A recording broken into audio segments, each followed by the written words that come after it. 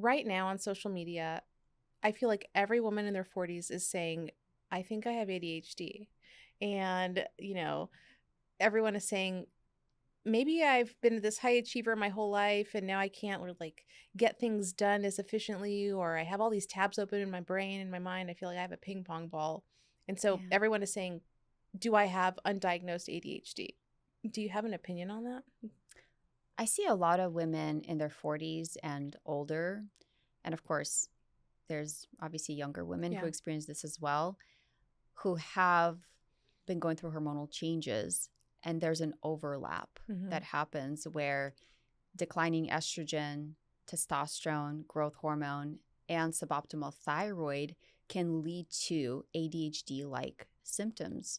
You don't feel like yourself. It's harder to focus. You don't have the energy to focus as much during the day.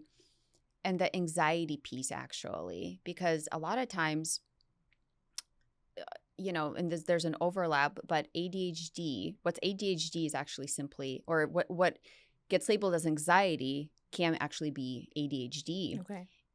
But we have to be very careful to, again, put that label on the patient. I think it's really important when it comes to ADHD and women in particular. First of all, when we're in our 20s, one, we potentially have obviously more hormones, but we're able to sleep it off, run it off. We're able to push through it. In our 30s and 40s, especially as we're building families, building our practices, and the stress levels are much higher, and the hormonal landscape is different, ADHD symptoms can be more pronounced. Right. So potentially, yes, maybe you were not diagnosed with ADHD earlier on in life. And look, I don't think everyone is born with perfect neurochemistry. I do think some of us do have some underlying ADHD. Right. I look back at my own childhood and I'm like, oh, that makes sense. But back in the day when I was growing up, there was not allowed to have that. There was no ADD. There's no ADHD. You push through and your brain adapts. Yeah. For better or worse. I don't know if you saw the new Marcelo Hernandez special on Netflix, but he talks about how like he thought he had ADHD, but his mom said no, he didn't. And so he didn't have it. Mom's opinion is all that matters, right? Yeah, similarly, I can relate to that.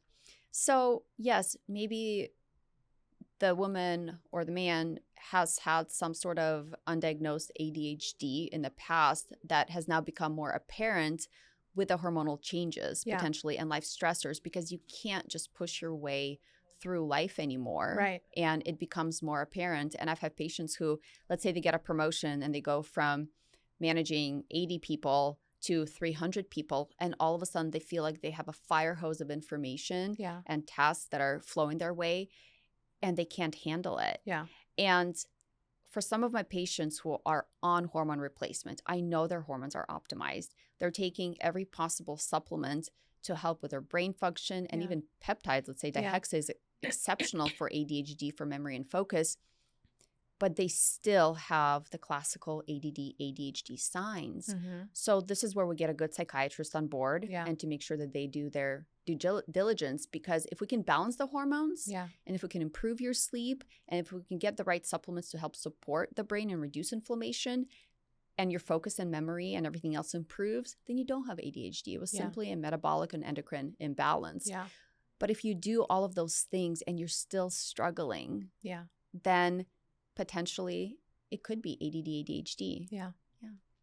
Yeah. So I think, if you are someone, in your late 30s or 40s and you're wondering, where do you think the best place to start is to support your brain to see, do you think that that's mainly starting with hormones or looking at metabolic health first or inflammation? I know all of it is the right answer, but if there's one place, hormones. Yeah. And unfortunately, if I'm struggling with focus and energy and motivation, and I go to my primary care doctor or even my psychiatrist and I list those symptoms out, they're not going to test my hormones. Right. They're not going to talk to me about different strategies that I could implement during the day. They're not going to look at my adrenal panel. Right. They're going to put in a prescription for Adderall or Vyvanse or any other ADD, ADHD medication, because that's what the framework that they're used to seeing it through. When I have a woman in in their 30s or 40s come, you know, I was going to say come to my office, but I did telemedicine, to my virtual office. And she's complaining about anxiety or depression or low motivation or doing everything right from exercise to meditation. And she sits down and she can't get work done. Yeah. My first thought is hormones. Yeah. I want to check her thyroid. Yeah. Thyroid is extremely important, and especially T3 for proper brain function, for neurogenesis, synaptogenesis, very similar to dihexa. And there are many times when we optimize thyroid function, energy improves, memory improves, focus improves. So going back to, was it actually ADD, ADHD, or was it ADD, ADHD-like symptoms that were due to a hormone imbalance? So the first place I would start is actually looking at hormones.